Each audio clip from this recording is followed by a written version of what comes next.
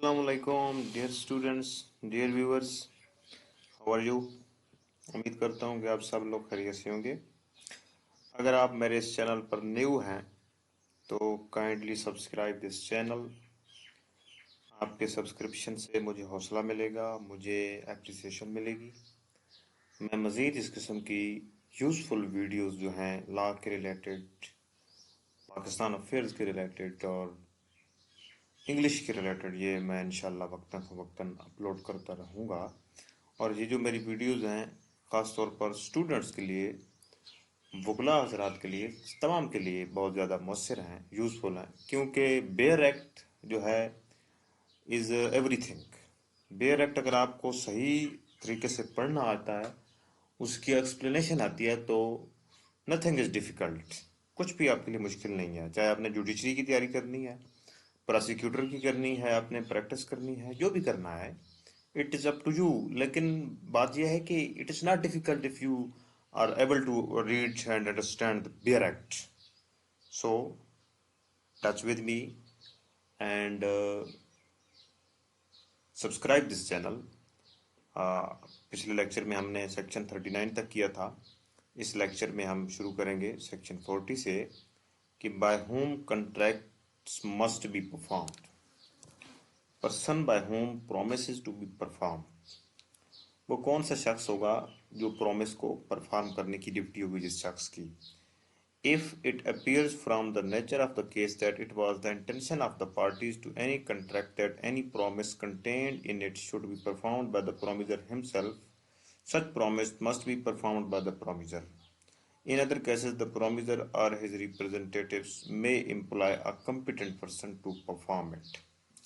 यानी कोई एक ऐसा प्रॉमिस, एक ऐसा कंट्रैक्ट जिसमें ये इंटेंशन शो हो रही हो कि ये जो प्रॉमिसर है उसने हिमसेल्फ यानी उसने खुद उसको परफॉर्म करना है। तो एक ऐसा कंट्रैक्ट, तो उसमें तो वो प्रॉमिसर जो है वो पाबंद होगा उसमें वो खुद उसको परफॉर्म करने का। लेकिन अगर अगर उसका कोई इश्यू इसमें नहीं है, यानी कि नेचर ऑफ द कॉन्ट्रैक्ट ऐसी है कि उसमें प्रोमिसर जो है वो उसमें इंटेंशन शो नहीं हो रही पार्टीज की कि प्रोमिसर खुद पे करे या खुद उसको कॉन्ट्रैक्ट को परफॉर्म करे, तो ऐसी सूरत में प्रोमिसर की जगह उसका कोई रिप्रेजेंटेटिव भी परफॉर्म कर सकता है। बात की समझ आ गई? स्टेशन पढ़ें जी। A promises to pay B a sum of money. A may perform this promise either by personally paying the money to B or by causing it to be paid to B by another. यानी कि ए ने वादा किया B के साथ कि उसको वो एक मनी पे करेगा, रकम पे करेगा। यानी ये एक ऐसा वादा है, यानी कि उसने रकम पे करने का वादा है ना। ये तो कोई वादा नहीं है कि उसमें भाई ए ने ये वादा नहीं किया कि मैं आज खुद आपको रकम अदा करूंगा। उसने तो रकम पे करने का वादा किया। तो बी को रकम चाहिए, बी को 1,000 रुपीज़ चाहिए, 10,000 रुपीज़ चाहिए। बी को ये नहीं चाहिए कि मुझे फ़लाँ जमा करवाए या फ़लाँ जमा कराए, उसको तो रकम से, पैसों से गारज है। तो यानी ए जो है वो किसी थर्ड सेकंड पर्सन के थ्रू भी बी को वो रकम भिजवा सकता है। इसमें इंटेंशन ऑफ द पार्टीज ये शो करती हैं कि ए जो प्रोमिसर है अज खुद उसका होना ज़रूरी नहीं है। ये intention of the parties show करता है। इसमें हालात व वाक़यात ये शो करते हैं कि पैसे जो देने हैं तो पैसे उसकी जगह पर कोई और शख्स भी दे सकता है। तो इसमें बी में क्या है कि A promises to paint a picture for B. A ने वादा किया कि मैं तुम्हारे लिए एक मुसव्विर, चूंकि ए एक मुसव्विर है, ठीक है, he is an artist, he paint the pictures, वो पिक्चर्स को पेंट करता है, वो मुसव्विर है, वो एक आर्टिस्ट है। तो बी के साथ उसका वादा हुआ एक पिक्चर को पेंट करने का। अब मुझे ये बताएं कि उस ए की जगह पर कोई और ए जैसी पिक्चर पेंट कर सकता है?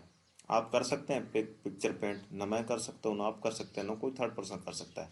तो अगर बी का मुआहदा ए के साथ हुआ है तो ए पाबंद है आज खुद आने का, आज खुद उसको परफॉर्म करने का। क्योंकि अगर वो आज खुद उसको परफॉर्म नहीं करेगा तो ए की जगह पर फिर कौन पिक्चर पेंट करेगा? कोई और दूसरा कर सकता है? ए की जगह पर कोई नहीं कर सकता। क्योंकि इसमें ये इंटेंशन ऑफ द पार्टी ये शो करती हैं कि जो प्रोमिसर है ही इज़ हिमसेल्फ बाउंड, कि वो खुद बाउंड है। क्यों? कि काम ऐसा है कि उसके बगैर होगा नहीं। इसलिए so that's why A is confined, A is liable to perform his promise. इसके बाद ये students, dear viewers, effect of accepting performance from third person. When a promisee accepts performance of the promise from a third person, he cannot afterwards enforce it against the promiser. यानी एक ऐसा मुआहदा जिसमें प्रोमिजी प्रोमिजी ये accept कर ले कि प्रोमिजर himself अगर perform नहीं करता तो उसकी जगह पर कोई थर्ड पर्सन भी मेरे साथ ये मुआहदा परफॉर्म कर सकता है। जब प्रोमिजी ये बात एक्सेप्ट कर लेगा तो अब जो प्रोमिजर था, ओरिजिनल पर्सन था, वो अब लायबल नहीं रहेगा। क्यों? कि प्रोमिजर ने ये देख कर मुआहदा किया कि जो थर्ड पर्सन है ना, वो मेरे साथ मुआहदा परफॉर्म करेगा। यानी कि अब थर्ड पर्सन बाउंड है। यानी कि कोई मिसाल देता हूँ मैं आपको, ए बी और सी अगर तीन लोग हैं ना, ए प्रोमिजर है, बी प्रोमिजी और सी को थर्ड पर्सन है, तो बी कहता है कि जी मेरे साथ तो सी ये मुआहदा, इसकी तक परफॉर्मेंस जो हो, ये तकमील जो होगी इस मुआहदा की, ये मेरे साथ सी करेगा। बी जो है इस बात पर कायल हो जाता है, इस बात पर मुतफिक हो जाता है कि मेरे साथ ये मुआहदा जो है, जो मुआहदा मेरा ए और बी का आपस में हुआ है, ये सी मेरे साथ परफॉर्म करेगा। ए इसमें फ्री है, फ्री हैंड है, ए को, ए इसमें शामिल नहीं है। तो अब ए इज नॉट लायबल। अब लायबिलिटी किस पर शिफ्ट हो गई? ए की, वो सी पर शिफ्ट हो गई। ठीक है, बी अब ए को मजबूर नहीं कर सकता। तो devolution of joint liabilities section 42। Devolution क्या होता है? कि डेवोल्यूशन ये होता है कि एक बंदे की जब ड्यूटी दूसरे पर जो है ना वो असरअंदाज हो जाए। कैसे? कि when to or more person have made a joint promise, जब दो या दो से ज्यादा लोगों ने इकट्ठे मिलकर एक प्रॉमिस किया, then unless a contrary intention appears by the contract, all such person during their joint lives and after the death of any of them his representatives jointly with the survivor or survivors and after the death of the last survivor the representative of all jointly must fulfill the promise। यानी कि devolution क्या होता है? कि जब liability एक शख्स से दूसरे शख्स पर ट्रांसफर हो जाए, मुंतकिल हो जाए। ठीक है, वो कैसे? कि जैसा कि दो या दो से ज़्यादा लोगों ने एक एक प्रॉमिस किया, तो उसमें से एक शख्स जो है वो मर गया, फर्ज किया, तो अब उस शख्स जो मर गया उसकी जो लाइबिलिटी है वो किस पर शिफ्ट होगी? उसके रिप्रेजेंटेटिव पर शिफ्ट होगी। रिप्रेजेंटेटिव कौन होते हैं? उसके अहलो अयाल, उसके रिश्तेदार, उसके करीबी, उसके बहन भाई, उसकी बेटियां बेटे, ये उसके क्या होते हैं? रिप्रेजेंटेटिव होते हैं। तो वो मरने वाले शख्स की लाइबिलिटी किस पर डिवोल्यूशन होगी? उसके रिप्रेजेंटेटिव पर वो होगी। तो इसी तरह अगर एक शख्स मर गया प्रोमिजर, तो उसके रिप्रेजेंटेटिव उस कंट्रैक्ट को परफॉर्म करेंगे। अगर दो मर गए तो फिर दोनों के, तीन मर गए तो फिर तीनों के रिप्रेजेंटेटिव उसको परफॉर्म करेंगे। ठीक है, अगर अगर तो ये है कि unless a contrary intention appeared bye the contract. ये क्या है? ये ऐसी क्लास होती है कि जिसमें इंटेंशन, जैसे कि ऊपर वो पेंट पिक्चर की आपने वो देखी है, तो अगर एक कोई काम ऐसा है, जैसा कि मैं आपको बताता हूँ कि एक दो, फर्ज किया प्लम्बर है, तीन प्लम्बर हैं, तो मिस्त्री जिनको हम मेमार हैं, तो फर्ज किया वो 25-30 मंजिल के ऊपर जाकर वो काम कर सकते हैं। ठीक है, ये उनकी अपनी एक्सपर्टी है, उनकी अपनी महारत है। तो उनके साथ मुआहदा हुआ मेरा। ठीक है, 3 लाख में मेरा मुआहदा हुआ। अब वो तीनों मर गए, तो क्या उनके रिप्रेजेंटेटिव ये परफॉर्म कर सकते हैं? नहीं कर सकते। क्यों? उनके पास ये फंड नहीं है, फंड नहीं है उनके पास ये। तो लिहाजा ये क्या है? ये contrary intention appear bye the contract. ये कॉन्ट्रैक्ट से ये इंटेंशन अपीयर हो रही है कि उनकी रिप्रेजेंटेटिव, ये काम ऐसा है कि उनके रिप्रेजेंटेटिव उनकी जगह पर परफॉर्म नहीं कर सकेंगे। तो ऐसी सिचुएशन में उनके रिप्रेजेंटेटिव जवाबदेह नहीं होते, जिसमें वो उनकी जगह पर काम नहीं कर सकते। तो अगर सिचुएशन ये हो, मसलन कोई ज़मीन देने की सिचुएशन है, कोई गाड़ी देने की सिचुएशन है, कोई पैसे देने की सिचुएशन है, तो इन तमाम सिचुएशन में तो रिप्रेजेंटेटिव अपना काम कर सकते हैं। अलावा नहीं, अगर कंट्रेरी इंटेंशन अपीयर हो, यानी कि कोई एक्सपर्ट या कोई एक ऐसा फन वाला काम हो जो उनके रिप्रेजेंटेटिव नहीं कर सकते, तो ऐसी सूरत में रिप्रेजेंटेटिव जवाबदेह नहीं होंगे। Any one of joint promisor may be compelled to perform. Joint promisor से क्या मुराद है? यानी कि दो या दो से ज्यादा लोग जिन्होंने मिलकर किसी शख्स के साथ मुआहदा किया हुआ है, तो दो या दो से ज्यादा लोग क्या हैं? ज्वाइंट प्रोमिसर्स हैं। Any one of joint promisors में be compelled to perform. Any one of joint promisor, यानी कि उन ज्वाइंट प्रोमिसर में से किसी एक को कंपेल किया जा सकता है कि वो अपनी ड्यूटी जो उन तीनों ने मिलकर किया है वो पूरी करे। ठीक है, when two or more persons make a joint promise, the promisee may, in the absence of express agreement to the contrary, compel any one or more of such joint promisers to perform the whole of the promise. यानी promisee उसमें से एक या दो या तीन या जितने लोग हैं उनमें से यानी कि सारों को या उनमें से एक को या दो को, यानी कि जो प्रोमिजी की जो मतलब जो ख्वाहिश है, जो जिसको वो चाहता है उसको मजबूर कर सकता है प्रोमिजी। क्यों? कि उनका प्रॉमिस क्या है? Promise of their is joint promise, उनका जॉइंट प्रॉमिस है। तो प्रोमिजी जो है किसी एक शख्स को भी कंपेल कर सकता है कि वो अपना भी वो अपना हिस्से का भी परफॉर्म करे और साथ दूसरे जो जॉइंट प्रोमिजर्स हैं उनके हिस्से का भी प्रॉमिस जो है वो परफॉर्म करे। तो यानी हाँ, अगर कंट्रैक्ट में ये प्रोविजन होगी, जैसे कि देखे ना कि absence of express agreement to the country, अगर एक्सप्रेसली ये लिखा हो कि प्रोमिजी किसी एक या दो या तीन लोगों को कंपेल नहीं करेगा, बल्कि वो जॉइंट प्रोमिजर तमाम को वो कंपेल करेगा, किसी एक को तंग नहीं करेगा। अगर ये तो क्लाज है तो फिर तो प्रोमिजी नहीं कर सकता। अगर ये क्लाज नहीं है एग्रीमेंट में तो फिर प्रोमिजी जो है किसी एक को, किसी दो से, किसी तीन से वो परफॉर्म करवा सकता है प्रॉमिस जो उन्होंने ज्वाइंट मिलकर किया। मिसाल के तौर पर ए, बी और सी ने मिलकर ये वादा किया डी के साथ कि हम आपको 30,000 रुपया देंगे। तो डी क्या है? डी प्रोमिजी है। ए, बी और सी क्या है? प्रोमिजर्स हैं, ये जॉइंट प्रोमिजर्स हैं। इन्होंने मिलकर वादा किया कि हम डी को 30,000 रुपये देंगे। तो अब जो डी है वो ए को भी मजबूर कर सकता है कि वो मुझे 30,000 दे, वो सिर्फ बी को भी मजबूर कर सकता है कि मुझे 30,000 दे, तो सिर्फ सी को भी मजबूर कर सकता है कि वो मुझे 30,000 दे। अब आपके जहन में क्वेश्चन राइज हो रहा होगा कि अगर ए ने 30,000 दे दिया तो सी और बी दोनों वो भी ज्वाइंट प्रोमिजर हैं, उनकी कोई लाइबिलिटी नहीं है। उनकी भी लाइबिलिटी है। सी और बी जो हैं वो ए को लायबल होंगे।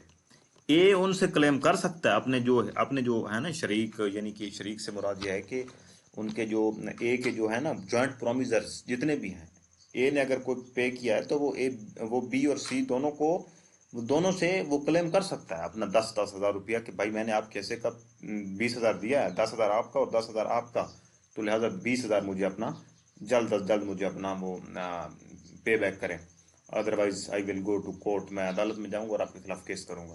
तो वो यानी कि बी और सी से क्या 10,000 ले सकता है।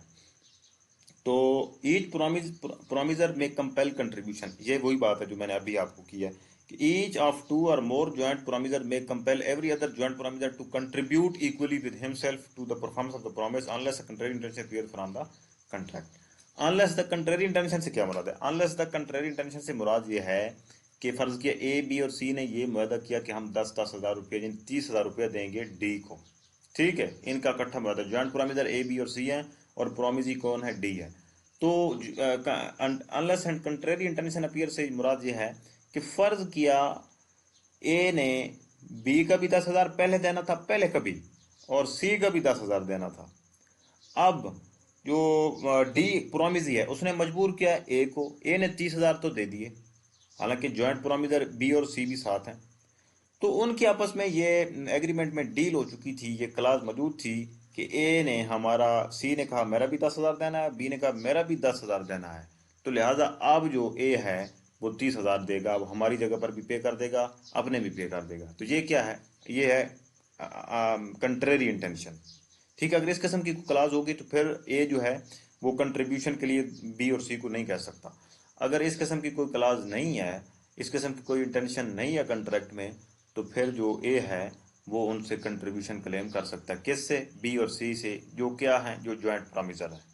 ठीक है। Sharing of loss by default in contribution, अगर कंट्रीब्यूशन में वो हिस्सा नहीं लेते तो इससे अगर कोई लॉस होता तो फिर क्या होता है? If any one of two or more joint promisors makes default in such contribution, the remaining joint promisors must bear the loss arising from such default in equal shares. तो वो ये कह रहा है कि अगर कोई जॉइंट प्रोमिजर उसमें कंट्रीब्यूट नहीं करता अपना शेयर, तो अगर उससे कोई नुकसान होता किसी भी किस्म का, तो जितने भी जॉइंट प्रोमिजर होंगे वो क्या होंगे? वो इक्वली लायबल होंगे। ठीक है। Each of two or more joint promisors may compel every other joint promisor to contribute equally with himself to the performance of the promise unless a contrary intention. अच्छा, ये पढ़े, sorry. If any one of two or more joint promisor makes default in such contribution, the remaining joint promisor must bear the loss arising from such default in equal shares. बात की समझ आ गई? इसके बाद क्या जी, nothing in this section shall prevent surety from recovering from his principals. ये जो प्रिंसिपल और श्योरिटी का जो है ना रिश्ता, उसको ये क्लास अफेक्ट नहीं करेगी, ये सेक्शन अफेक्ट नहीं करेगा।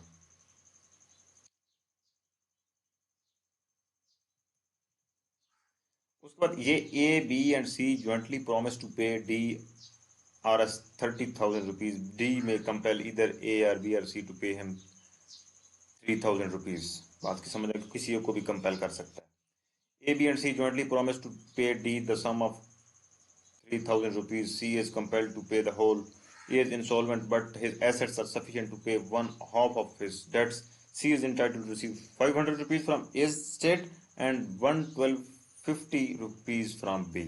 इसकी आपको समझ नहीं आएगी, मैं आपको समझाता हूँ। A, B and C jointly promise to pay D. ये एक इलस्ट्रेशन करेंगे, बाकी सारी आगे सिंपल है, आप खुद कर लेना। A, B and C jointly promise to pay D. A B और सी ने ज्वाइंटली प्रॉमिस किया कि हम डी को पे करेंगे, कितना? 3,000। सी is compel to pay the whole. D ने कंपेल कर लिया सी को कि तुम सारा पे करो, 3,000 तुम पे करो। सी ने, ए इज इंसॉल्वेंट, ए दिवालिया हो चुका है, but his assets are sufficient to pay one half of his debts. देखें प्रॉमिसर कितने हैं? 3। पैसे कितने हैं? 3,000। तो एक प्रॉमिसर को कितना आता है पे करने के लिए? 10,000। 10,000 ए ने पे करना है, 10,000 बी ने पे करना है ना, सॉरी 1,000, 3,000 है ना टोटल। ए ने 1,000 पे करना है, बी ने भी 1,000 पे करना है और सी ने भी 1,000 पे करना है। तो उसने क्या कहा कि A is insolvent, A insolvent है, but his assets are sufficient to pay one half of his debts. यानी ए के हिस्से में कितना डेट आ रहा है? 1,000। 1,000 का वन हाफ कितना होगा? यानी 1,000 का 50% कितना होगा? 500 होगा ना। So C is entitled to receive 500 rupees from A's estate. यानी ए की जो एस्टेट है वो 500 रुपए की है टोटल। ए की एस्टेट कितनों की है? ए के पास बाकी कुछ भी नहीं है, वो इंसॉल्वेंट है, उसकी जो भी एस्टेट बची पड़ी है ना वो 500 की है। तो अब कोई कुछ भी उसके पास नहीं है और सिर्फ उसकी एस्टेट बची पड़ी है, वो 500 की है। ए जो है इंटाइटल्ड है, राइट रखता है कि वो 500 ले ले उस गरीब सी से, जो गरीब हो चुका है जुआ खेल खेल कर, या जो भी उसका करेक्टर है अपना जाति, भूख हड़ताल में है बेचारा, उसके पास कुछ भी नहीं है, उसके पास सिर्फ जायदाद है वो 500 की। तो ए वो 500 की जायदाद लेने का हकदार है। वैसे तो ए 1,000 रुपए का हकदार है कि वो सी हकदार है ए की, ए से 1,000 रुपया लेने का हकदार है ना। तो लेकिन ए बेचारा इंसॉल्वेंट हो चुका है, उसकी जो जितनी भी जायदाद बची है ना वो 500 की बच रही है। तो सी जो है वो उस 500 की जायदाद लेने का हकदार है। And 1,250 rupees from B. ये 1,250 कैसे बन गया? यानी कि अब ए के हिस्से में भी 1,000 है, बी के हिस्से में भी 1,000 है और सी के हिस्से में भी 1,000 है। सी को कंपेल किया डी ने कि तुम सारे पे करो। सी ने अब 3,000 रुपए डी को पे कर दिए हुए हैं।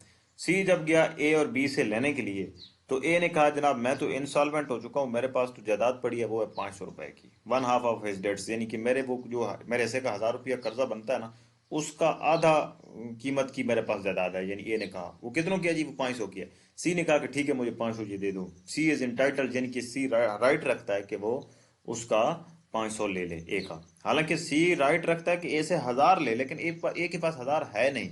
ए के पास इस वक्त उसकी सारी माया मूड़ी सिर्फ 500 रुपया है। तो C is entitled to receive A. अब जो ए का ऊपर बच गया 500, ठीक है, 500 500 तो उसके जायदाद से उसने ले लिया सी ने। तो अब जो 500 ऊपर मजीद बच गया, क्योंकि ए ने तो 1,000 रुपया देना था ना, 500 की जायदाद दी अभी, तो ऊपर 500 बच गया। तो वो 500 डिवाइड होगा सी और बी में, सी और बी में डिवाइड होगा। 500 डिवाइड करें 200 में तो 250 आता है ना, 250 आता है। तो यानी कि 1,250 रुपीज 50 रुपीज जो शख्स सी है वो पे करेगा, उसके से में आएंगे, और 1,250 रुपीज किस किस्से में आएंगे? बी के से में आएंगे। 1250 और 1250 कितना हो गया जी? 2500 हो गया। और 500 ये ए वाला गरीब वाला, ए गरीब, ए जो गरीब है, इस 500 को, इस गरीब के 500 भी शामिल करें तो ये 3000 बन जाता है। तो लिहाजा बी 1250 रुपया, हिस्से में बी के हिस्से में 1250 रुपया आएगा, सी के हिस्से में भी 1250 रुपीज आएंगे। क्यों? कि ए के पास टोटल है ही 500, उसके वो भी बेचारा इंसॉल्वेंट हो चुका है, उसकी कोई, अब यानी कि ये क्या है, बेसिकली ये क्या है, जॉइंट प्रोमिजर का कंसेप्ट, जॉइंट लाइबिलिटी का कंसेप्ट है। यानी ए के पास इंसॉल्वेंट होने की वजह से 500 रुपए थे, वो भी उन्होंने ले लिए, लेकिन बाकी ऊपर जो 500 बच रहा है वो कौन पे करेगा? वो बी और सी मिलकर पे करेंगे। बी के से में 1250 आएंगे, सी के से में भी 1250 आएंगे। Effective release of one joint promise. Where two or more persons have made a joint promise, a release of one of such joint promiser by the promisee does not discharge the other joint promiser or joint promisers. Neither does it free the joint promiser or so release from responsibility to the other joint promiser or joint promiser. Effect क्या होगा अगर एक प्रोमिजी, तीन लोगों ने वादा किया था कि हम आपको 3000 रुपया देंगे किसी प्रोमिजी के साथ, तो ए बी सी ये प्रोमिजर हैं, डी प्रोमिजी है, ए बी सी ने वादा किया कि तुमको हम 1000 रुपया देंगे, 3000 देंगे सॉरी। तो डी ने कहा कि मैंने सिर्फ और सिर्फ ए और बी से ये 3000 लेना है, मैंने डी से 3000 नहीं लेना। तो इसका इफेक्ट क्या होगा? इसका इफेक्ट ये होगा कि जो जो जो सी है ना, सी जिसको डी ने रिलीज कर दिया है, सी तो अब लायबल नहीं है डी को, यानी सी की लाइबिलिटी नहीं है, he is not liable to the promisee. Promisee कौन है? Person D. पर्सन डी को तो वो लायबल नहीं है, लेकिन इसका ये मतलब नहीं है कि जो सी है वो ए और बी को भी लायबल नहीं है। ठीक है, ए बी और सी ये तीन लोग हैं, इन्होंने मिलकर देना है 3000 रुपया किसको? डी को। डी ने कहा कि मैंने ये पैसे 1000 रुपया लेना है ए और बी से, मैंने सी से नहीं लेना है। सी मेरे मेरे कागजात में सी फ्री हैंड है, सी को मैंने रिलीज कर दिया, C is not liable to B. तो सी उसका कोई फ्रेंड है या कोई उसका दोस्त है, जो भी है। तो ए बी जो हैं और सी, हालांकि ये हैं तो जॉइंट प्रोमिसर, तो इसका ये मतलब नहीं है कि सी इज नॉट लायबल टू ए और बी। भाई सी, ए और बी 3000 पे कर देंगे डी को और सी दरम्यान में बच जाएगा, इसका ये मतलब नहीं है। इसका मतलब ये है कि सी, डी के लिए तो, डी के बिहाफ पर तो उसकी कोई लाइबिलिटी नहीं बनती, क्योंकि डी यानी प्रोमिजी ने उस प्रोमिजर सी को रिलीज कर दिया है लाइबिलिटी से। तो अब C is liable to A and B, जो कि प्रोमिजर्स हैं उनको लायबल है, यानी ए और बी 3000 पूरा करके देंगे किसको? डी को। तो अब ए और बी जो हैं वो सी से 1000 लेने के भी इंटाइटल्ड है, यानी कि सी से वो 1000 ले सकते हैं। Devolution of joint rights. When a person has made a promise to two or more persons jointly, then unless a contrary intention appears from the contract, the right to claim performance rests as between him and them, with them during their joint lives and after the death of any of them, with the representative of such deceased person jointly. जिस तरह liability के ऊपर devolution हो रही थी, इसी तरह rights की भी हो जाएगी। ठीक है, तीन लोग हैं, चार लोग हैं, ठीक है, उनके साथ अगर किसी ने वादा किया है कि हम आपको, मिसाल के तौर पर अब डी को बना दें प्रोमिजर। डी को क्या बना दें?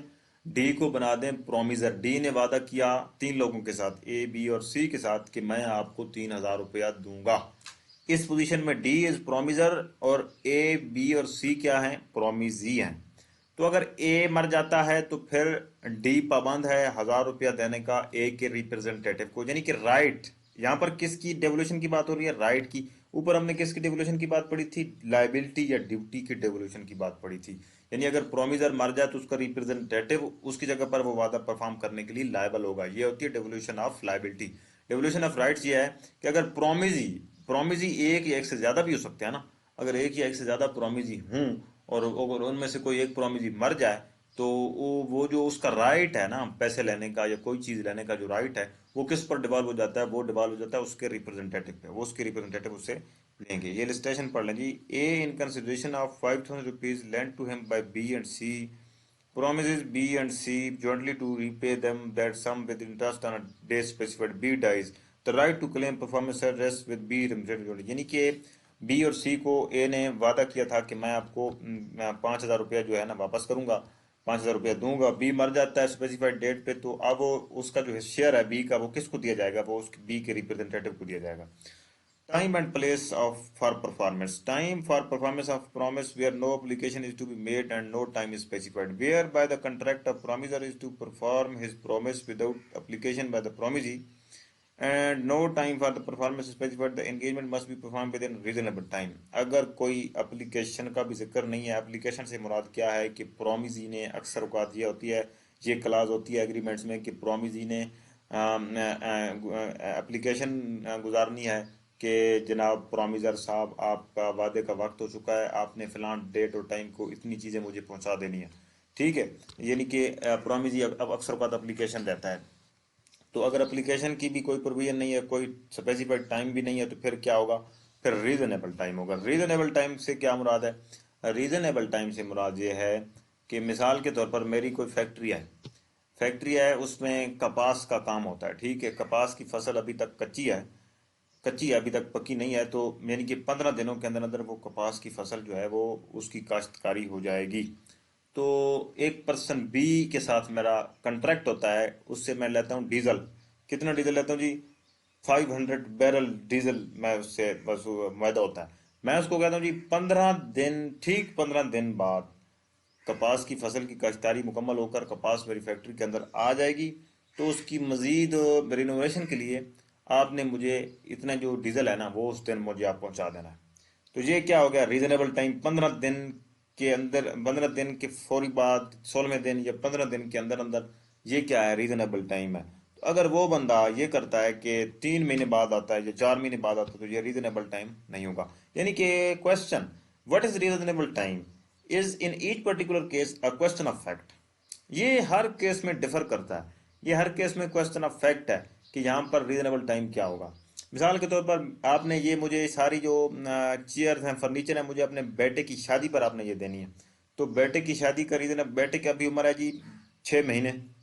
6 महीने में वो शादी कर सकता है? नहीं कर सकता। तो शादी के लिए रीजनेबल टाइम क्या है? 18 19 साल, 20 साल, ये रीजनेबल टाइम है। ठीक है, सॉरी फॉर दैट। 18 19 जो है ना, 20 साल, ये रीजनेबल टाइम है फॉर द मैरिज। यानी कि डिफर करती है ये सिचुएशन, केस टू केस ये वेरी करती है। तो रीजनेबल टाइम हर बात के लिए एक मुख्तलिफ होता है। Time and place for performance of promise where time is specified and no obligation to be made. When promise is to be performed on a certain day and the promiser has undertaken to perform it without application by the promisee, and the promiser may perform it at any time during the usual hour of the business on such day and at the place at which the promise ought to be performed.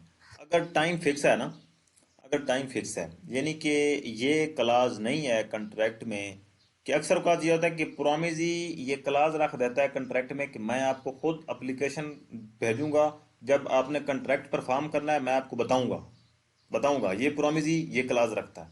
तो उस वक्त तो promiser को जब वो application जाएगी ये promise ही की, तो तब वो परफॉर्म करने का पाबंद होगा।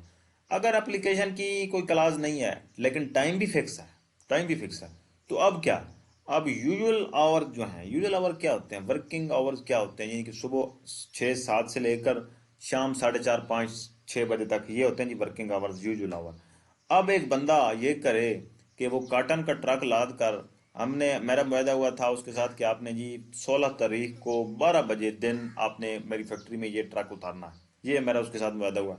तो वो बंदा क्या करता है? वो बंदा रात के 3 बजे आता है, फैक्ट्री भी बंद है, हर कोई सो रहा है।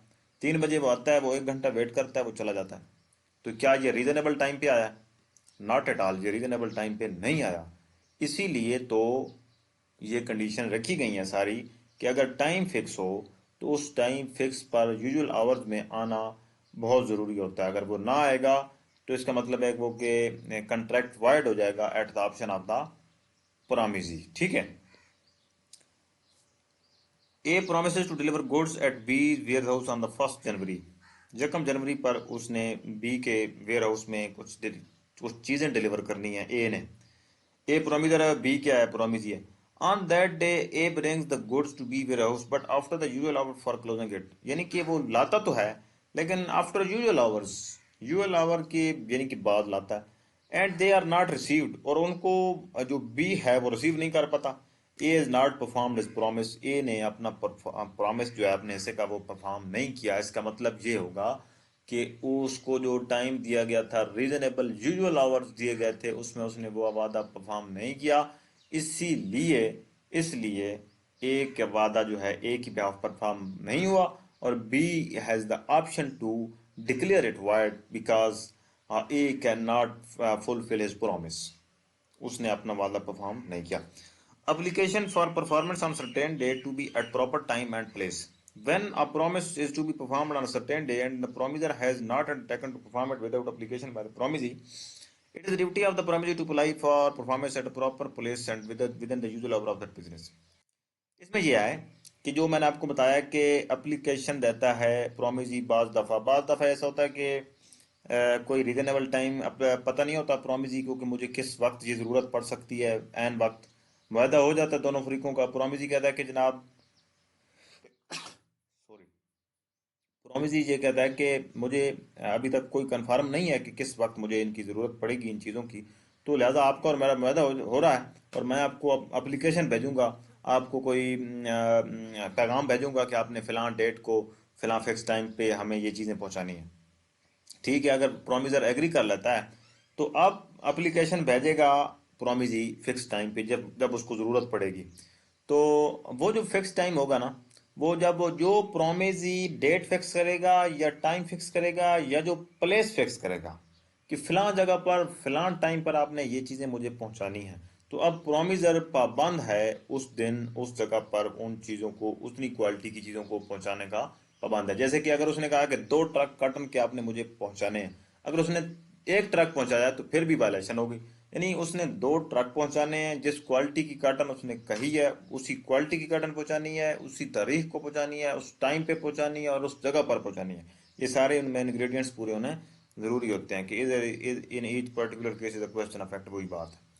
Place for performance of promise where no application to made and no place fixed for performance. अगर कोई एप्लीकेशन भी नहीं किएगी प्रोमिस की तरफ से और कोई प्लेस भी फिक्स नहीं है, तो उसमें क्या होगा कि when promise is to be performed without application by the promisee and no place is fixed for the performance of it, it is the duty of the promisor to apply to the promisee to appoint a reasonable place for the. हाँ, अगर promisee application को की कोई clause नहीं है वादे में कि प्रोमिसी खुद अप्लाई करेगा परफॉर्मेंस के लिए, एप्लीकेशन की क्लाज नहीं है, प्रोमिजी अप्लाई भी नहीं करता, तो जो प्रोमिजर है उसकी ड्यूटी है कि वो अब कहे, कोई जगह भी फिक्स नहीं है वादे की, तो प्रोमिजर ये नहीं कह सकता, ये एक्सक्यूज नहीं कर सकता कि जनाब ना तो प्रोमिजी ने मुझे अप्लाई किया है परफॉर्मेंस के लिए, ना कोई जगह दी है, तो मैं कैसे परफॉर्म करता। इस किस्म के फजूल बकवास बहाने वो नहीं कर सकता।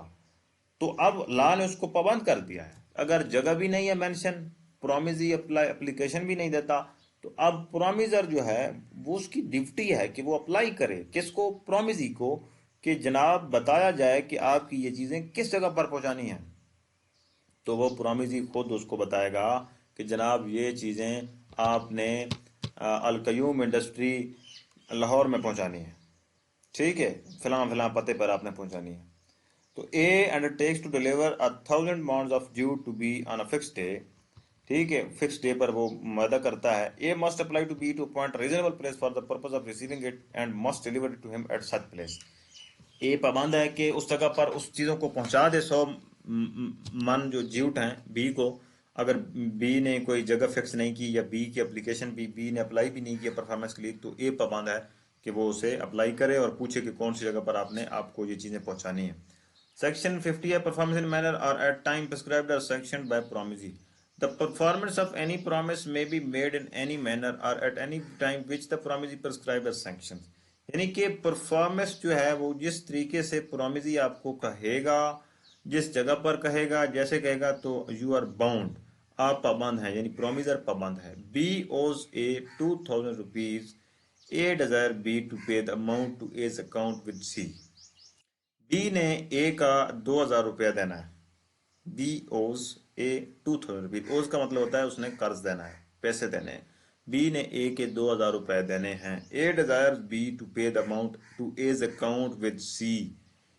ए का जो अकाउंट है ना सी के साथ, उसमें भेजनी है 2,000 रुपीज। बी को कहा ए ने।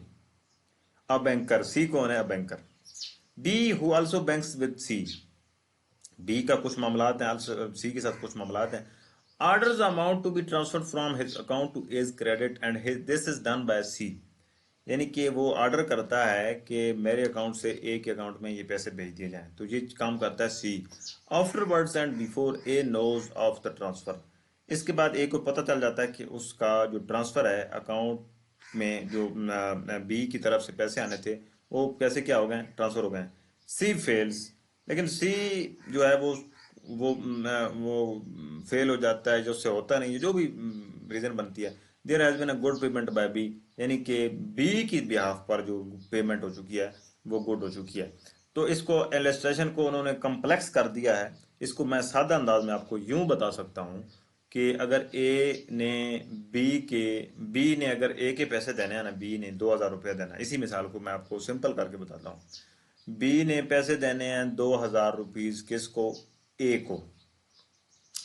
ए कहता है कि जनाब मेरा ये जैज का नंबर है, इस पर आपने जैज कैश भेजने हैं। तो बी अगर जैज कैश भेज देता है तो फिर तो है ठीक। जो अगर बी करता है जी इसको बजरिया डाक भेज देता है, तो ये क्या है, ये एक ऐसा मैनर है जो प्रोमिजी ने प्रिस्क्राइब नहीं किया, तो ये गलत होगा, ये वायलेशन होगी। अगर तो ए उसे कबूल कर ले बजरिया डाक भी, तो फिर तो ठीक है, फिर तो कोई इशू नहीं है।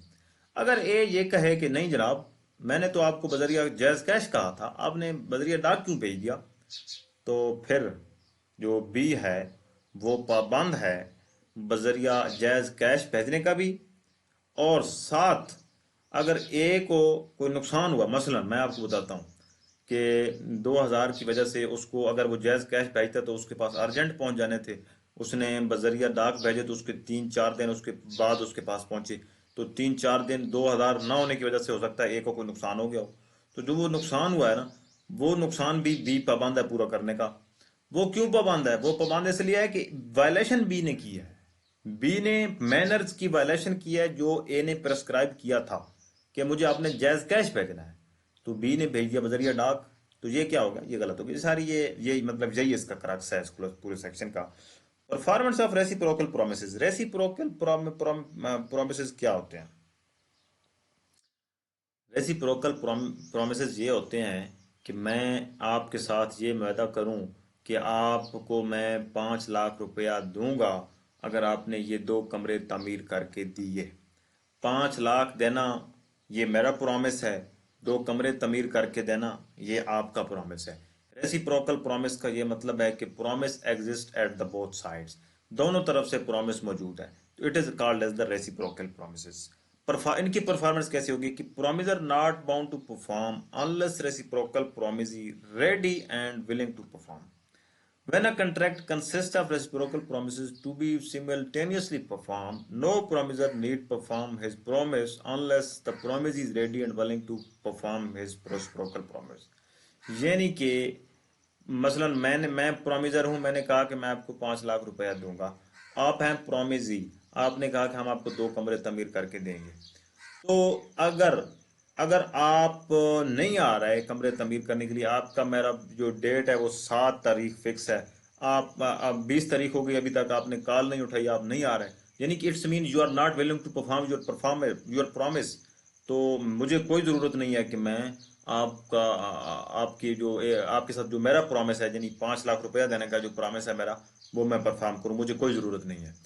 अगर अगर आपने वो फर्ज किया कि आप आए, आपने कहा कि जनाब हमें कोई या तो जामिन दें या कोई स्टाम्प लिख दें या किसी थर्ड पर्सन के पास हमारा 5 लाख रुपया भेज दें, हम आपका काम स्टार्ट करते हैं काम। तो मैं टाल मटोल से काम लेता हूँ कि जनाब नहीं, मैं 5 लाख आपको नहीं दे सकता, मेरे पास इस वक्त नहीं है, तो आप मुझे कमरे तमीर करके दें, उसके बाद मैं आपको दूंगा। तो ये क्या है, ये भी एक फ्रॉड की शक्ल है ना, कि आप कमरे तमीर कर बैठे और मैं कहूँ कि आप मेरे पास नहीं है, तो मैं इधर उधर टाल मटोल से काम लूँ और आपको खा मखा परेशान करूँ। तो यानी कि आपने जो ऑफर की कि आप ये 5 लाख रुपया फिलां शख्स के पास रख दें, तो अब अगर मैं नहीं रखता तो इसका मतलब ये है कि I am not willing to perform my promise on the behalf of mind, जो मेरा जो प्रॉमिस है उसको मैं विलिंग नहीं हूँ परफॉर्म करने के लिए। तो you are not bound to perform your promise, तो फिर आप भी बाउंड नहीं है कि आप वो कमरे स्टार्ट करें, ठीक है। So A and B contracts that A shall deliver goods to B at a price to be paid by installments. The first installment to be paid on delivery A need not deliver unless B is ready and willing to pay the first installment on delivery. Need not to pay the first installment unless A, बात वही आ गई जो मैंने आपको अभी example से मिसाल दी है कि अगर वो इंस्टॉलमेंट पे करने के लिए विलिंग नहीं है तो फिर बी को भी कोई जरूरत नहीं है कि वो फर्स्ट इंस्टॉलमेंट पे करे, अगर वो ए रेडी नहीं है जब तक गुड्स को डिलीवर करने के लिए। ठीक है। Order of performance of reciprocal promise, where the order in which reciprocal performances are to be performed is specially fixed by the contract। अगर या तो वो expressly fixed, express क्या होता है, express होता है by spoken written words, written words के जरिए expressly ये mention हो कि जो रेसिप्रोकल प्रोमिसेस की जो परफॉर्मेंस है पहले ये परफॉर्म करेगी ये पार्टी, यानी कि दो बंदों के दरमियान वादा है, दो कमरे तमीर करके देने हैं और एक बंदे ने 5 लाख रुपया देना है। 5 लाख देने वाला भी प्रोमिजर है, दो कमरे तमीर करके देने वाले भी प्रोमिजर हैं, क्योंकि उनका वादा है कि हम कमरे तमीर करके देंगे, उनका वादा है कि हम आपको 5 लाख रुपया देंगे। दोनों के दोनों प्रोमिजी भी हैं एट अ टाइम, दोनों प्रोमिजर भी हैं, यानी कि ये क्या होगा, ये रेसिप्रोकल प्रॉमिस हो गया। तो अब क्या है, अब या तो एक्सप्रेसली कंट्रैक्ट में ये मेंशन हो कि पहले आप पैसे देंगे बाद में हम कमरे तमीर करेंगे, जब पहले आप कमरे तमीर करेंगे बाद में हम पैसे देंगे, या तो ये एक्सप्रेसली चीज मेंशन हो फिर तो ठीक है। अगर मेंशन नहीं है तो फिर क्या होगा कि they shall be performed in that order and where the order is not expressly fixed by the contract they shall be performed in that order which the nature of the transaction requires. या तो order of performance mention होगा contract में कि पहले वे ये party perform करेगी।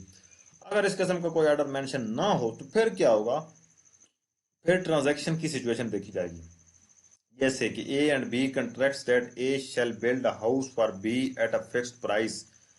ए और B ने वादा किया contract that A shall build a house for B at a fixed price, कि बी के लिए ए ने एक फिक्स्ड प्राइस पर हाउस को बिल्ड करना है।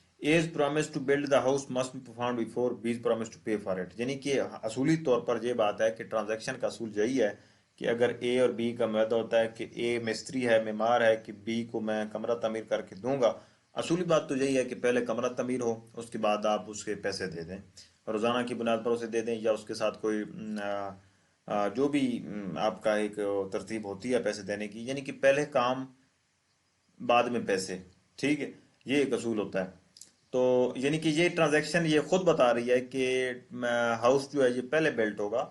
हाँ, इसमें आप कंट्रैक्ट में कंडीशन रख भी सकते हैं कि जनाब आपने ये पैसे, इतने पैसे अगर आपने फिलां बंदे के पास रखवा दिए हैं तो हम आपका कमरा स्टार्ट करेंगे, अदरवाइज हम नहीं करेंगे। तो ये स्पेशल कंडीशन हो सकती है कॉन्ट्रैक्ट में, लेकिन इन जनरल व्यू यही होता है कि पहले आप कमरा तमीर करेंगे उसके बाद आपको पैसे दिए जाएंगे। तो ये ट्रांजैक्शन की एक situation requires, transaction requires, nature of the transaction requires, ये रिक्वायरमेंट है ट्रांजैक्शन की कि पहले हाउस को बिल्ड किया जाए, उसके बाद क्या होगा, उसके बाद पैसे दिए जाएंगे। Liability of party preventing event on which the contract is to take effect. When a contract contains reciprocal promises and one party to the contract prevents the other from performing his promise, the contract becomes voidable at the option of the party so prevented, and he is entitled to compensation from the other party for any loss which he may sustain in consequence of the non-performance of contracts। अच्छा, उसके बाद ये क्या है कि A and B contracts that B shall execute certain work for A for 1,000 rupees. B is ready and willing to execute the work accordingly, but A prevents him from doing the contract is voidable at the option of B। अच्छा, ए और B का आपस में वादा होता है कि B ने कहा कि 1,000 रुपए में मैं आपको रूम जो है अंदरूनी तौर पर जो जो 3 आपके कमरे हैं, 4 कमरे हैं या 5 कमरे हैं, मैं आपको ये पेंट करके दूंगा। बी इज द पेंटर, फर्ज किया। तो अब 1,000 रुपए में मैं आपको 5 कमरे पेंट करके दूंगा। तो अब बी आता है पेंट करने के लिए, तो ए जो है उसे लोकेशन नहीं दिखाता अपनी, या उन कमरों को नहीं बताता जिनको पेंट करना है, वो खामोश हो जाता है, या कॉल नहीं उठाता, या वो ये कहता है कि जनाब कमरे जो है ना वो अभी तक मैं, जो मेरे कमरे हैं वो इधर नहीं है, वो उधर हैं, मतलब टाल मटोल से काम लेता है। यानी कि बेसिकली क्या है, उसको बी को, पेंटर को प्रिवेंट कर रहा है, वो प्रिवेंट कर रहा है कि वो अपना पार्ट का जो उसका जो पेंटर का जो है ना बिहाफ पर जो ड्यूटी उसको परफॉर्म करने से ए जो है उसे क्या कर रहा है, प्रिवेंट कर रहा है। तो अब क्या होगा, तो बी के ऑप्शन पर ये वाइडेबल हो सकता है कंट्रैक्ट, इसको वाइड डिक्लेयर करवा सकता है बी पेंटर, इसको वाइड डिक्लेयर करवा सकता है। वाइड डिक्लेयर करवा कर बी का जो नुकसान हुआ, यानी कि पेंटर फर्ज के 5 किलोमीटर पैदल चलकर आया, उसने एक दिन अपनी वो दिहाड़ी भी जाया की है, तो डेली जो लेबर उसकी है उसने वो भी जाया किया है, उसने इतना सफर भी किया है, यानी उसको इतना नुकसान हुआ है। तो यानी उसका जो नुकसान हुआ है वो कौन पूरा करेगा? वो ए पूरा करेगा। यानी दो रेमेडीज हैं बी के पास, पेंटर के पास। वो इस कंट्रैक्ट को वाइडेबल भी डिक्लेयर करवा कर कंपनसेशन भी क्लेम कर सकता है कि जनाब मेरा इतना मैंने सफ़र किया है, मैंने इतना खर्च किया है, मैंने या दिहाड़ी ज़ाया किया है, तो लिहाजा मुझे इतना कंपनसेट किया जाए, अदरवाइज मैं गरीब आदमी हूँ, मेरा नुकसान हुआ है। तो A is bound to compensate B. हमारा लॉ बहुत खूबसूरत है, ब्रिटिश लॉ ज़रूर है। लोग कहते हैं कि जनाब लॉ पाकिस्तान में नहीं है, ऐसा है ऐसा है। लॉ बिल्कुल मौजूद है, एक एक बात का, एक एक चीज़ का, एक एक एग्रीव्ड पर्सन की एक एक अदा और एक एक आवाज़ की सुनाई है हमारे लॉ में। लेकिन matter is concern to application of law, enforcement of law. तो इन्फोर्समेंट कैसी है, क्या कैसे इदारे हैं, ये सब चीज़ें हैं जो हमारे लॉ सिस्टम को डिफाइन करती हैं। एनी हाउ, 54 क्या है जी? Effect of default as to that promise which should be first perform in contract consisting of reciprocal promises. Effect of default as to that promise which should be first performed in contrast consisting of reciprocal. When a contract consists of reciprocal promises such that one of them cannot be performed or that its performance cannot be claimed till the other has been performed, and the promiser of the promise last mentioned failed to perform it, such promiser cannot claim the performance of the reciprocal promise and must make compensation to the other party to the contract for any loss which such other party may sustain by the non performance of the contract. बात की समझ आ गई? मैं आपको बताता हूँ, ये एग्जांपल देखें। A hires B ship to take in and convey from Karachi to the Mauritius. A cargo to be provided by A. B receiving a certain freight from for its conveyance. A does not provide any cargo for the ship. A cannot claim the performance of B promise and must make compensation to B for the loss which B sustains by the non-performance of the contract. Section की heading है जी, effect of default as to that promise which should be first performed in contrast consisting of reciprocal promise. A और B दो लोग हैं, इनका आपस में ये मुआहदा होता है कि मुझे आप कार्गो मुहैया करेंगे, बेरी जहाज मुहैया करेंगे, मैं आपको इतने पैसे दूंगा। तो बेरी जहाज मुहैया करना, ये विच should be first performed, promise which should be first performed, ये एक ऐसा प्रॉमिस है बेरी जहाज मुहैया करना जो पहले परफॉर्म किया जाना चाहिए। अगर ए इसको परफॉर्म नहीं करता तो बी को जो नुकसान हुआ है, उसके वादे खिलाफी का जो नुकसान हुआ है, उसकी कंपनसेशन भी ए पर लागू होगी। ठीक है। और बी बी के ऑप्शन पर वो जो है हाँ, और उसके बाद क्या, जो ए जो अपना ए जो है ना, उसके पास 2 लाख रुपया उसने किराया मांगा था ए ने, और बी ने कहा मैं आपको 2 लाख पैरी जहाज के सफर का दूंगा, तो वो 2 लाख रुपया भी ए क्लेम नहीं कर सकता। और जो नुकसान हुआ है ना बी को, वो नुकसान कंपनसेट करने का भी ए पाबंद होगा। ठीक है, ये एक सिंपल इसका आंसर है। Effective failure to perform at fixed time in contract in which time is essential.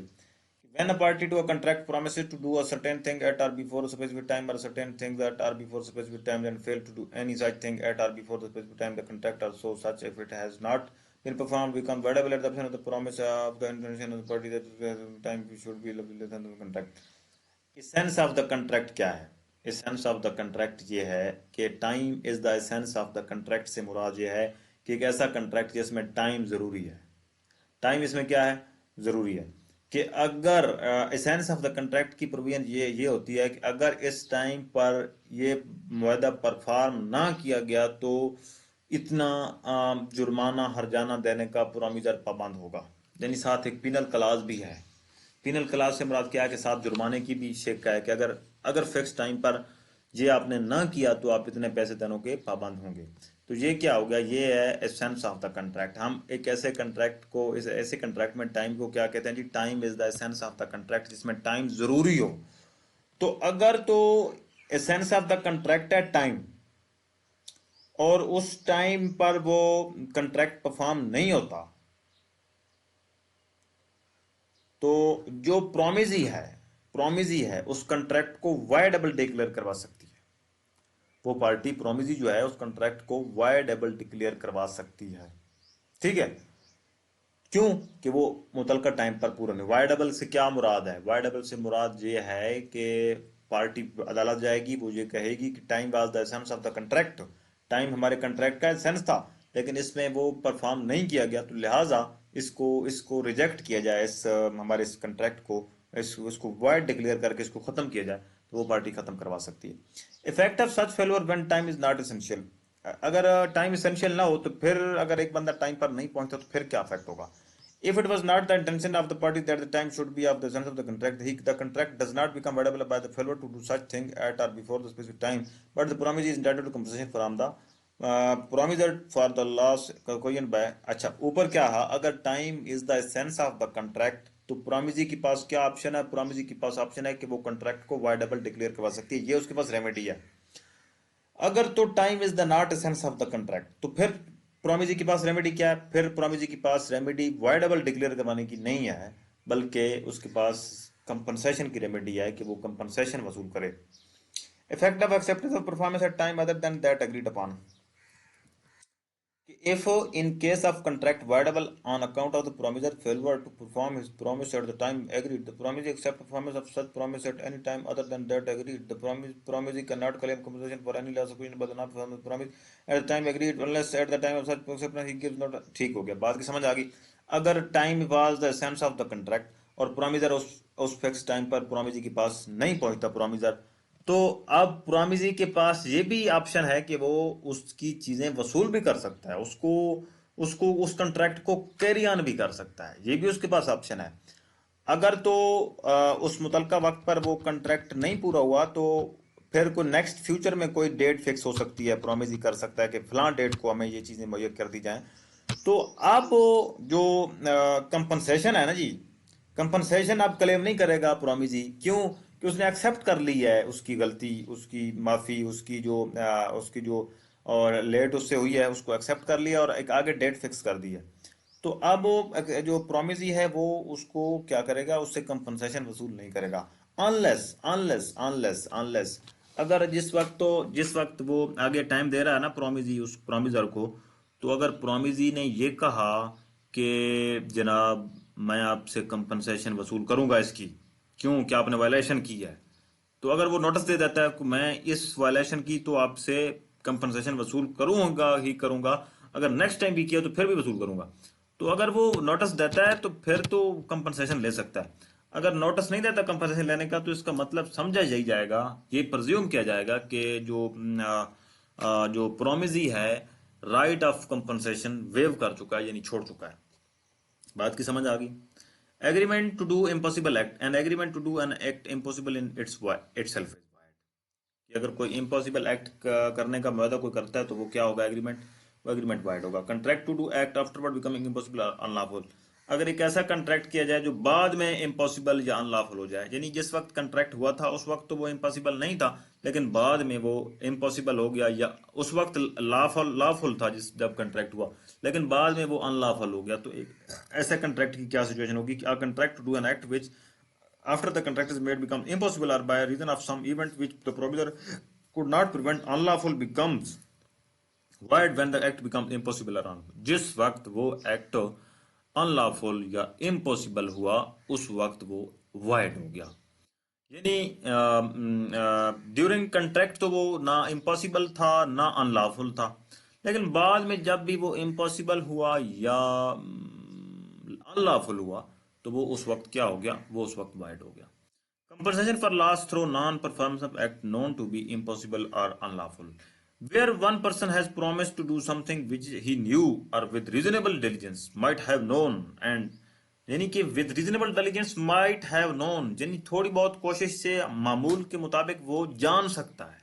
he knew, या वो जानता था या वो जान सकता था, and which is the promisee did not know to the impossible unlawful, लेकिन प्रोमिसी को कोई पता नहीं था कि वो इम्पॉसिबल एक्ट है या unlawful act. Promisee is not was not aware about the fact that the act was impossible और अनलॉफुल। प्रोमिसी को इस बात का पता नहीं था कि वो अनलॉफुल है या इम्पॉसिबल है, तो लेकिन जो प्रोमिजर है उसको पता है या पता लगा सकता था, दोनों सूरतें हो सकती हैं। तो unlawful such promiser must make compensation to such promisee for any loss which such promisee sustains through the non performance of the promise। तो साफ ज़ाहिर बात है, सीधी सी बात है कि एक ऐसा कंट्रैक्ट जो कि अनलॉफुल भी है और इम्पॉसिबल भी है, तो वो तो परफॉर्म तो नहीं होना। वो तो उस यकीनन बात है, उस वो तो ना उसकी नॉन परफॉर्मेंस होनी है, यानी परफॉर्म उसने नहीं होना। तो जब वो कंट्रैक्ट परफॉर्म नहीं होगा तो प्रोमिजी को लॉस तो होगा। यानी उसने अगर फर्ज किया, मैं आपको मिसाल देता हूँ कि मैं आपको मिसाल ये देता हूँ कि फर्ज किया ए कहता है कि बी को कि जनाब तुम अगर सी की बेटी के साथ शादी करो ना तो मैं आपको 50,000 रुपए दूंगा। ठीक है। तो जो है ना, मैं बस सी की बेटी के साथ आपकी शादी करवाऊंगा। जो बेचारा बी है वो किसी के साथ शादी नहीं कर पाता, उसका ढेर सारा नुकसान हो जाता है। तो पता ये चलता है बाद में जाकर कि सी की बेटी तो है ही नहीं, सी ने तो अभी तक शादी नहीं की। तो ये क्या था, ये एक इम्पॉसिबल एक्ट था। यानी इम्पॉसिबल है ना, सी ने जब शादी नहीं की तो वो उसकी बेटी के साथ शादी कैसे करेगा। तो यानी इस किस्म के अनलॉफुल या इम्पॉसिबल एक्ट की सूरत में अगर किसी प्रोमिजी को कोई लॉस हो जाए तो promisor is bound to compensate him. उसको बाउंड है। A agrees with B to discover treasure by magic. A वादा करता है बी के साथ कि मैं तुम्हें मैजिक या जादू के जरिए खजाना तलाश करके दूंगा, मुझे आप 50,000 रुपया दे दें। बी 50,000 रुपया दे देता है। लेकिन मैजिक से तो, जादू से तो कोई ट्रेजर खजाना अगर मिल सकता तो जादूगर सबसे बड़े बादशाह होते, सबसे बड़े दौलतमंद होते, है ना। लेकिन मैजिक से तो कोई ट्रेजर नहीं मिल सकता, और यकीनन नहीं मिला। तो अब जो प्रोमिजर है, जो मैजिशियन है, जादूगर जो प्रोमिजर है, वो पाबंद है कि वो 50 लाख उसको वापस करे बी को, और अलावा से अगर उसको कोई नुकसान हो तो वो भी उसका पूरा करे। ठीक है। Reciprocal promise to do things legal and also other things illegal. Where person reciprocally promise firstly to do certain things which are legal, कुछ चीजें उसमें लीगल हैं, and secondly under specified circumstances to do certain thing other thing which are illegal, और उसमें कुछ वायदे में कुछ चीजें इलीगल हैं और कुछ लीगल हैं। The first step of promise is the contract but the second is the void agreement. यानी जो चीजें लीगल हद तक ठीक है ना, लीगल हैं, लीगली हैं, उस हद तक तो वो कॉन्ट्रैक्ट हो गया, ठीक है। अगर वो चीजें, जो चीजें लीगल नहीं है, तो वो एग्रीमेंट उसको उस हिस्से को वाइड शुमार किया जाएगा। जैसे A and B agree that A shall sell B a house for 10,000 rupees and but that if B use it as a gambling house he shall pay 50,000 rupees for it.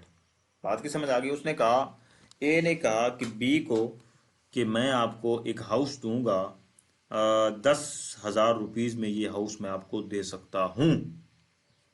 ठीक है। तो ये तो legal है, house भी ए का है, B उसको कंसिडरेशन भी दे रहा है 10,000, ये तो लीगल है। अगर ये कहता है कि अगर आपने ये हाउस जुए के मकसद के लिए इस्तेमाल किया या किसी और नेगेटिव पर्पज के लिए इस्तेमाल किया तो मैं आपसे 50,000 लूंगा। तो अब ये जो दूसरा हिस्सा है 50,000 वाला, जो दूसरी क्लास है, क्या ये लीगल है? ये लीगल नहीं है। लेकिन पहली क्लास क्या है, 10,000 रुपए वाली, ये तो लीगल है। तो जो लीगल क्लास की हद तक तो ये कंट्रैक्ट बनता है, ये कंट्रैक्ट वैलिड है। लेकिन इससे आगे ये जो हराम खोरी शुरू हो रही है ना, 50,000 वाली, तो ये क्या है, ये इलीगल है। बात की समझ आ गई। यानी कि the part of the contract to some extent is illegal. The illegal part of the contract is the not contract, that is the void agreement. The legal part of the contract is the valid contract. 10,000 rupees में जो मकान वो बेच रहा है ना, वो क्या है, वो वैलिड कंट्रैक्ट है। उसके बाद alternative promise, one branch being illegal. In the case of an alternative promise, one branch of which is legal and other illegal, the legal branch alone can be enforced. यही भी वही बात कर रहा है। A and B agree that A shall pay B 1,000 rupees for which B shall afterward deliver to A either rice और smuggled opium. बात की समझ आ गई। यानी कि मुआहदा हुआ दो लोगों के साथ, बड़ा इंटरेस्टिंग मुआहदा हुआ कि मैंने आपको 1,000 रुपया दिया है, तो अगले बंदे ने मेरे साथ मुआहदा किया कि मैं आपको उसके बदले में या तो चावल दूंगा 1,000 रुपए के बदले में, अगर चावल ना हुए तो मैं आपको चरस दूंगा 1,000 रुपए के बदले में, या ओपियम दूंगा। तो चरस या ओपियम का कारोबार क्या लीगल है? It is not legal in any country. तो इसके लिए कोई लीगलिटी नहीं है। जो मेडिसिन में यूज़ होती हैं, जो वाइन वाइन यूज़ होती है, जो चर्च यूज़ होती है, या जो जितनी भी नारकोटिक्स इस्तेमाल होती हैं, मेडिसिन में मोस्टली होती हैं इस्तेमाल, उनके लिए एक परमिट होता है। खैर छोड़ें, ये एक अलग लंबी बहस है। बात यह है कि जो चरस है ना, चरस की हद तक जो मेरा मुआहदा हो रहा है ये इलीगल है। यानी कि चावल की हद तक तो ठीक है कि 1,000 रुपीज में उसने मुझे चावल देने हैं, ये तो ठीक है। लेकिन ये जो चरस का या सर ओपियम का साथ जो 1,000 रुपए बदले में वो मुझे दे रहा है, ये ओपियम या चरस का जो आपको पार्ट नजर आ रहा है मुआहदे का, ये ठीक है, ये गलत है। यानी this is valid contract to the deliver rice and avoid agreement as to opium. Deliverance of rights की हद तक तो ये क्या है, ये वैलिड है। लेकिन इससे आगे क्या है, इससे आगे ये बिल्कुल इनवैलिड है। Appropriation of payments. Application of payment where debt to be discharged is indicated. Where a debtor owing several distinct debts to one person makes a payment to him either with express intimation होती है इतला, और under circumstances implying मतलब क्या होता है, ये वो गमाजी कर रहे होते हैं, हालात बता रहे होते हैं कि ये उस कर्जे की इंस्टॉलमेंट या एक आप कह लें पेमेंट है। That the payment is to be applied to the discharge of some particular debt. The payment, if accepted, must be applied accordingly. मैं आपको बताऊं कि मिसाल के तौर पर एक बंदे से मैंने एक गाड़ी ली थी 5 लाख की, एक दफा उधारी ली थी। फिर चंद माह बाद मैंने उससे एक मोटर बाइक लिया था 50,000 का, ये भी उधारा लिया। फिर चंद माह बाद मैंने उससे एक साइकिल ली थी 10,000 रुपए की, ये भी मैंने उधारा लिया। यानी 5 लाख, 50,000 और 10,000, ये एक मेरी तरतीब है कर्जों की, डेट्स की। अब उसको मैं यानी कि तीनों कर्जों की जो एक लिमिट है ना हमारी आपस में पर्सनल, वो फर्ज किया 4 माह है। ठीक है, 4 माह है। मैंने उसको पहले दिया 10,000 रुपया। मैंने पहले उसको कितने दिए, 10,000। तो ये किस पर वो अप्लाई करेगा, वो साइकिल वाला जो उधार है ना, उधार साइकिल वाला, उसको कैंसिल कर देगा। ठीक है, 10,000 साइकिल का लिया था, 10,000 उसने दिया, साइकिल वाली उधार आपका गया, ठीक है, खत्म। अब आपका 5.5 बाकी रह गया, 50,000 मोटर बाइक का और 5 लाख गाड़ी का। तो 2 दिन बाद उसको 50,000 भी भेज देता हूँ मैं, तो वो किस पर अप्लाई करेगा, वो मोटर बाइक वाले पर अप्लाई कर देगा। छोड़ें यार, ये 50,000 का मोटरसाइकिल, ये खत्म, मोटर बाइक और साइकिल का उधार खत्म, और अब सिर्फ गाड़ी का बाकी रह गया। तो अब मैं उसको देता हूँ 2.5 लाख, तो वो अब किस पर अप्लाई करेगा, उसके पास तो सब अब उधार की एक ही है ना, गाड़ी वाला 5 लाख, तो उस पर वो अप्लाई कर देगा। 2.5 लाख जनाब, ठीक हो गया जी, 2.5 लाख आपने 2.5 लाख पे कर दिया, 2.5 लाख आपका बाकी रह गया। तो बाद में उसको मैं 1 लाख देता हूँ, वो भी गाड़ी वाले में शुमार होगा। बाद में उसको मैं 1 लाख फिर देता हूँ, वो भी गाड़ी वाले में, फिर 50 देकर उससे जान छुड़वाता हूँ। यानी कि application of payment where debt to be discharge is indicated. यानी कि आपकी सरकमस्टांसेस इम्प्लाइंग, ये सरकमस्टांसेस इम्प्लाई कर रहे हैं कि मैंने 10,000 में वो साइकिल लिया था, तो अगर मैं 10,000 रुपये दे रहा हूं तो इसका मतलब ये है कि ये साइकिल के पैसे हैं। हालांकि मैंने बताया नहीं है कि साइकिल के हैं, लेकिन ये क्या है, ये सरकमस्टांसेस इम्प्लाइंग, ये सरकमस्टांसेस इस बात की इम्प्लाई कर रहे हैं, इस बात की गवाही कर रहे हैं, इस बात की गवाही दे रहे हैं कि ये पैसे साइकिल के हैं। अच्छा, अब ये भी हो सकता है कि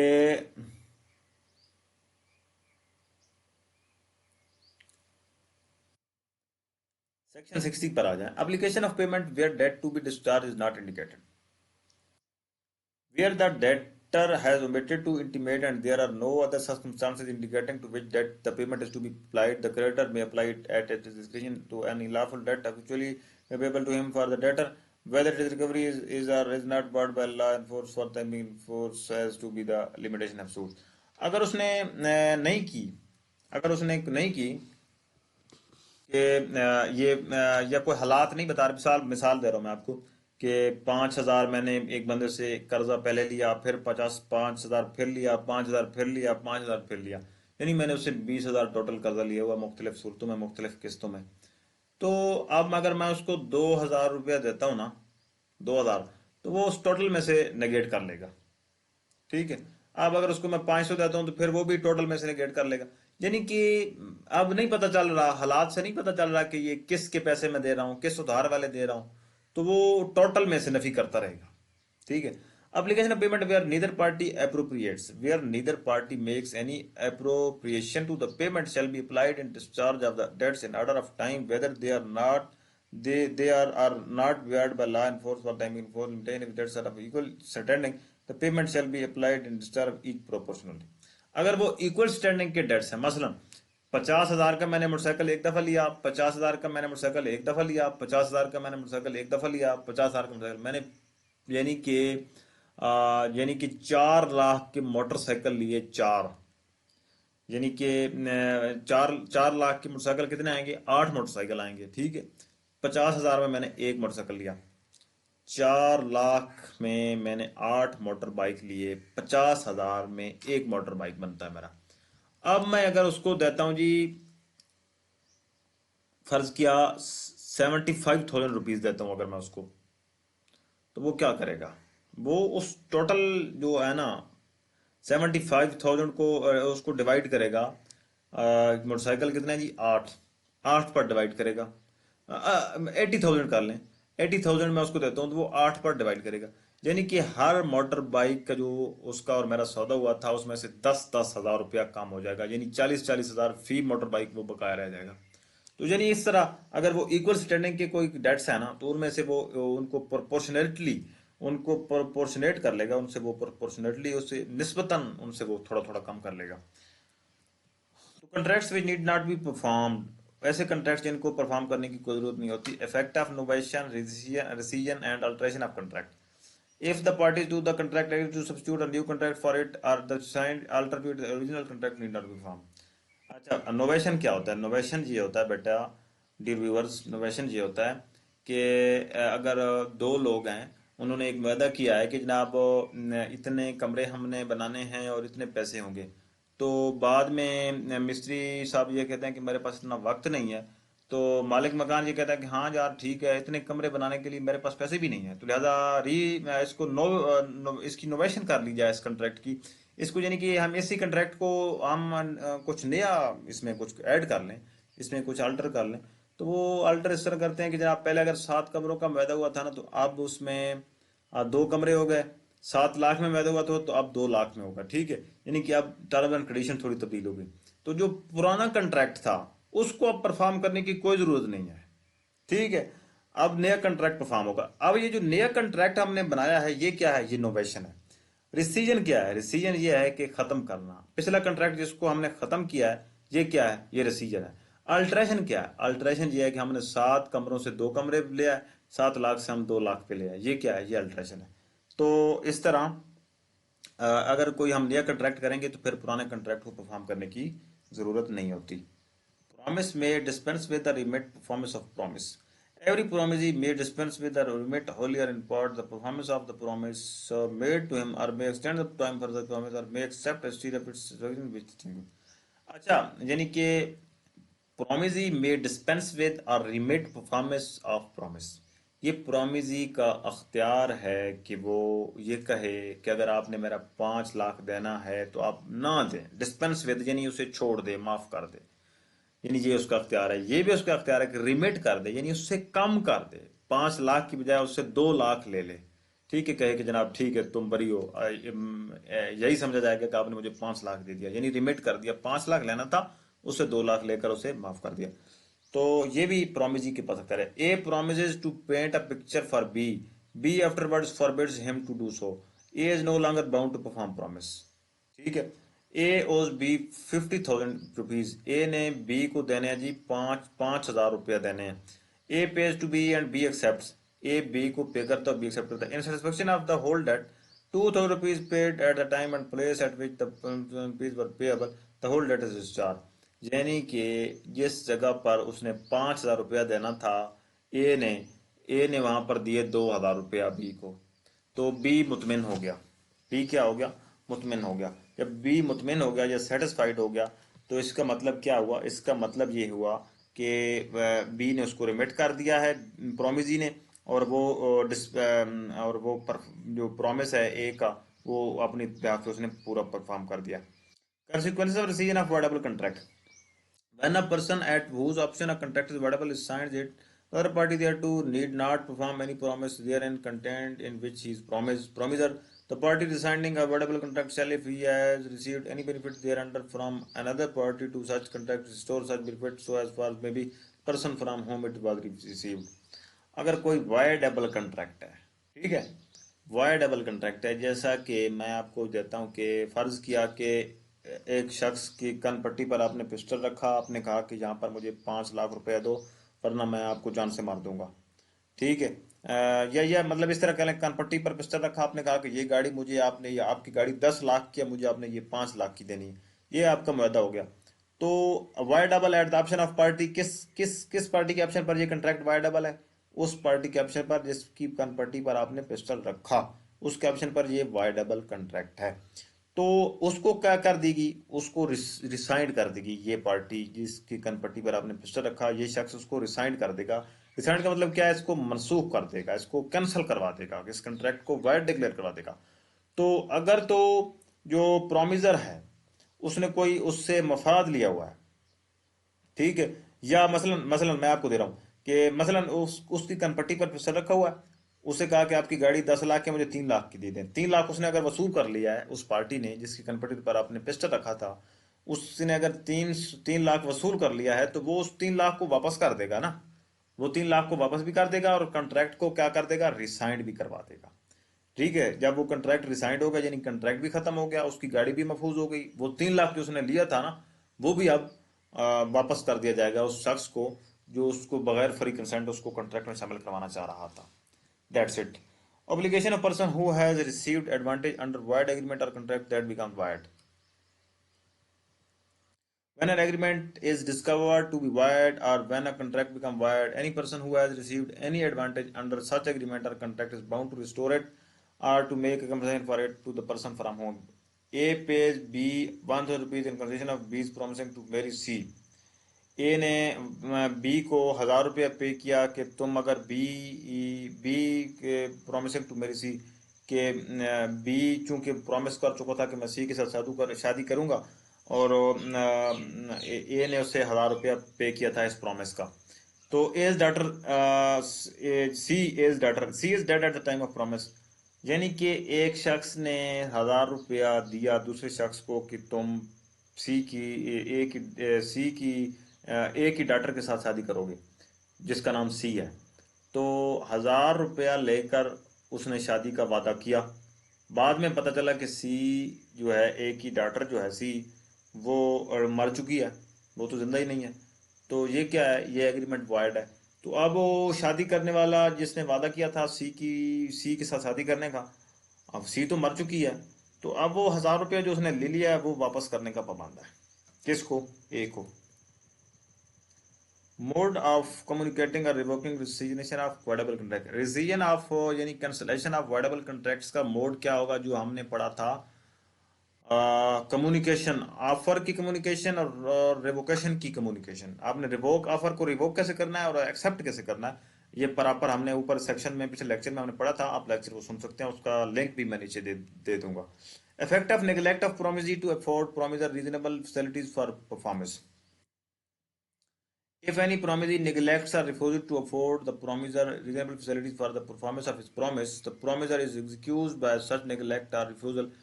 अच्छा, अगर प्रोमिसी खास किस्म की लापरवाही से काम लेता है तो प्रोमिसर को एक्सक्यूज हासिल है ला के तहत कि वो जनाब कंपनसेशन भी क्लेम कर सकता है, और उस मुतलका जो कंट्रैक्ट है उसमें वो मजबूर भी नहीं किया जा सकता। ए कंट्रैक्ट्स विद बी टू रिपेयर बीज हाउस। ए ने वादा किया बी के साथ कि वो बी का हाउस को रिपेयर करेगा। बी नेग्लेक्ट्स और refuse to point out A places in which his house require repair. B लापरवाही से काम लेता है और ए को ये शो नहीं करता कि उसकी कौन कौन सी हाउस में या घर में कौन कौन सी ऐसी जगह हैं जिनको रिपेयर करना है, तो वो लापरवाही से काम लेता है। तो इसलिए चूंकि बी ने नेग्लिगेशन की है, नेग्लेक्ट किया है, बी को चाहिए था कि वो बताता कि जनाब ये मेरे हाउस में ये जगह है, इसको रिपेयर करना है, लेकिन ए तो अब गया उसके घर, लेकिन बी ने उस चीजों को पॉइंट आउट नहीं किया। A is excuse for non performance, यानी कि इस नॉन परफॉर्मेंस के लिए ए एक्सक्यूज है। एक्सक्यूज से मुराद क्या है? A is protected by law. A protected by law से मुराद यह है कि A has fulfilled his promise, his part of promise, but B is being neglect is neglecting the A, तो इसलिए ये गलती बी की है, ए की नहीं है। तो of the contract if it is cause by such neglect refusal, तो ए क्या कर सकता है, ए के ऑप्शन पर ये कंट्रैक्ट वाइड भी हो सकता है, और अगर वाइड नहीं होगा तो ए से कंपनसेशन वसूल करेगा। थैंक यू सो मच, अगले लेक्चर में मिलते हैं, तब तक याद दीजिए, अल्लाह हाफिज।